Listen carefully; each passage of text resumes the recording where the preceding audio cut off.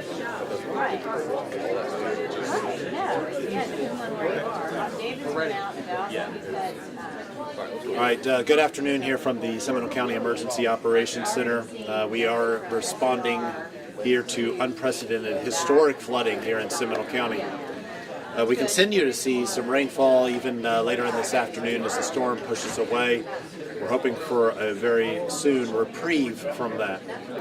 We've seen flooding in communities like Lincoln Heights, up in Sanford, Spring Oaks neighborhood, along the Little Wekiva River in Altamont Springs, Mockingbird Lane in Winter Springs, Lake Moultrie in Altamont Springs, which is a closed basin, and other locations that we have really never ever seen flooding before. We are now seeing here with this event. Several roadways are washed out, so again we are encouraging people to not travel if you do not have to. Turn around, don't drown. If you come up on a roadway that has water over it, and you can't see the roadway, that it is not safe to ride on that roadway. One of the roadways that was washed out was 46 at I-4. Flood terrain vehicles from Seminole County Fire, Seminole County Sheriffs are in the area, in the flood-prone areas, actively making rescues. The National Guard has deployed high-profile vehicles to assist our fire and law enforcement agencies. We have nearly 60 traffic signals that are out at this time. Treat each of these intersections as four-way stops. Our traffic engineering department, as well as all of our municipalities, are out putting out generators and trying to get those lights back operational as soon as possible. Many lift stations are without power. Our water utility providers are going lift station to lift station using generators to pump them down, then moving the generators to the next location. And we are working through those as quickly and as effectively as we can. Currently, we have 115,000 customers without power here in Seminole County. Our partners in Duke and FPL are positioned to respond as soon as it is safe to do so, which we are now getting to a point where that may start to take place. We will look at Duke, FPL, in partnership with all of our organizations here. We will look at those critical infrastructures first. We want to make sure that our hospital is on shore power so they can start operations again. That our emergency shelters, those with special needs clients, those with individuals with vents and trachs and those types of folks, that they have shore power. That our 911 center is fully on shore power and other critical facilities. And then we will start going through the community, looking at nursing homes, assisted living facilities, and if we can turn large amounts of folks on at the same time, of course, we'll be doing that as quickly as possible. We are consolidating two of our shelters this afternoon. We will be closing Lake Mary High School and Childs Middle School. For an update on all of the shelters that will be opened here in Seminole County, the remaining shelters being open, you can go to prepareseminole.org. There's plenty of capacity at our shelters, so we are just, again, consolidating those shelters. We also understand that there's the potential of new clients to come in, and we've actually seen that over the day today as our law enforcement, fire rescue partners rescue folks out of their homes and sometimes up to waist level water in many of those homes. You may see our damage assessment teams driving through your neighborhoods to assess damage. This is critical for us.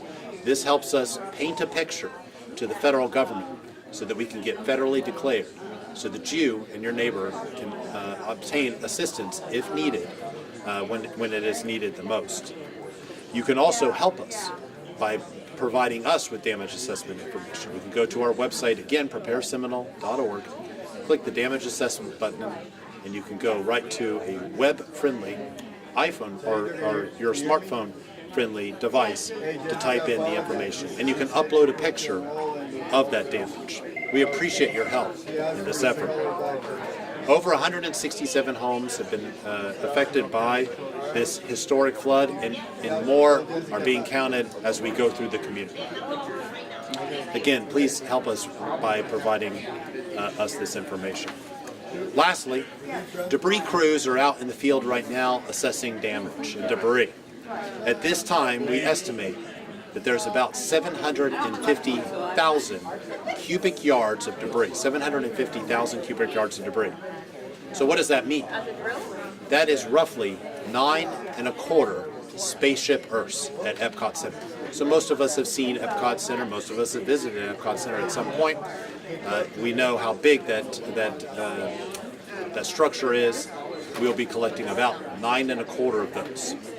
So we won't be coming by next week and picking up all that debris. It will take weeks and months to do so. We really appreciate your patience as we do that. I'd like to turn it over now to Fire Chief Kinley and provide additional information on our rescue efforts. Chief? Good afternoon. As an update from this morning, we have responded to flooding calls in specific areas in the county, including Little Wekiva and Altamont Springs, Winter Springs, and Lake Harney.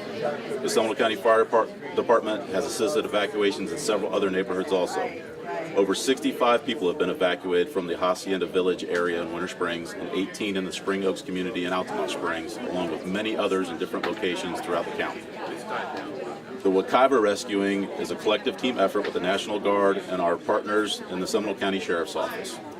Our strategic placement of specialty apparatus to certain fire stations in these areas turned out to be very effective. We used a 6x6 in the Wekiva area this morning to rescue a family of 3 with 3 pets after a tree fell on their home. We're also responding to many people being stranded in their vehicles due to rising waters. Again, we continue to stress, stay off the roads. We need your help with that. It's very difficult to gauge how deep the water is on these roadways. Do not attempt to cross flowing water. As little as 6 inches of water can knock you off your feet. Electrocution is the second most deadly situation in flooding events. Do not go into the water. We've also responded to trees that are falling and injuring and trapping residents. Again, you can avoid this from happening by staying inside. Since the storm, we've had 12 fire stations on generator power. 6 of those have been since restored to shore power. It's not too late to make a plan, gather medications, important papers, now before you need to evacuate at some point due to the rising waters. As Alan mentioned, there are over 100,000 Seminole County residents without power. Again, keep generators at least 20 feet away from your house and away from any points of ventilation that those gases can get into your house. Remember, it's easy to forget what you were using when the power went off. To avoid a fire, make sure that you unplug these appliances. We've had instances where pizza boxes were on top of an oven, and when the power came back on, the oven came back on and started a fire. Since 6 a.m. yesterday, the fire department has responded to over 550 emergency calls. There was never a time during the event that we stopped responding. The winds did not stop us. They did not get to a speed that we had to stop. I'm very proud of all our first responders and staff for their unwavering dedication to the citizens of this community. This will be a slow and steady recovery from this event. Please continue to be patient, be smart with your actions, and stay safe. I'd like to turn it over now to Sheriff Dennis Lee. Thank you, Chief, and not to belabor the message that the roads are still incredibly dangerous out there. We've actually lost maybe 10 Sheriff's Office vehicles either through the flooding or having tree and other debris fall on top of the vehicles, so the conditions out there are still incredibly challenging. I understand that businesses are starting to open up and people are starting to move about. I've been through the county personally all day today, and I'm seeing now traffic increase. Again, if you come up on a traffic signal that is not working, not functioning, treat that traffic signal as if it were a stop sign. Be mindful of water in the road. When you come up to that water, there is a no-wake ordinance in Seminole County, which means you will slow your vehicle down so you're not splashing waves everywhere else. Again, not only is that helpful to people who have water damage at their homes, but it's also helpful to your car because it's damaging not only to your vehicle, but it's easy to lose control of the vehicle when you do that. Lastly, I just want to, again, compliment the hard work of the people that are in this room, the collaboration that is necessary between the fire department, the sheriff's office, all of the municipalities, the police departments, the school board, the National Guard, because when you go out there, and I've been to every major flood-prone area that we're responding to in Seminole County, and witnessing the work that's being done, it is nothing short of remarkable. People having to be elevated from their bedrooms and carried out through windows because the doors on the inside of their homes won't open because of the flooding that is occurring inside the house. Firefighters and deputy sheriffs and police officers actually taking young infants out of the home. And then many residents that are victims of flooding conditions choosing to stay there because they've been through this scenario in previous storms before. If there's anything that we can do, we do not want you to hesitate on picking up the phone and calling us. Again, we're prioritizing those calls to the most dire need situations first. Those people of vulnerability, whether they're dependent on medicine or medical conditions or of a certain age, either young or elderly, that are in need of service. But we're here to support you and offer any assistance that we possibly can now and as we evolve outside of the emergency mode of the storm. This is conditions through flooding is going to be around for some time. I remind everyone that especially the St. Johns River and all the lakes and areas of waterway that are attached to the St. Johns River, as all of those counties to the south of us, reminding everyone that the water flows in the St. Johns River north. As that water rolls off the land and other areas that it should not be, it's going all down into the river, which is some of the reasons why over the next 5, 7, 10 days the river waters increase, and the people that are maybe not experiencing flooding now are very likely to experience flooding in the coming days. And this is why our teams will be out there along with all of those partners that I listed out to offer whatever assistance we possibly can. That concludes our brief for this afternoon, and I'm sure we'll be back with you when we have some additional information to share.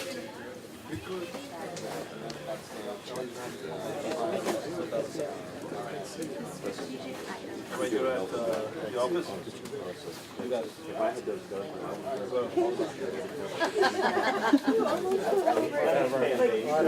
have his fan base. You're right on that.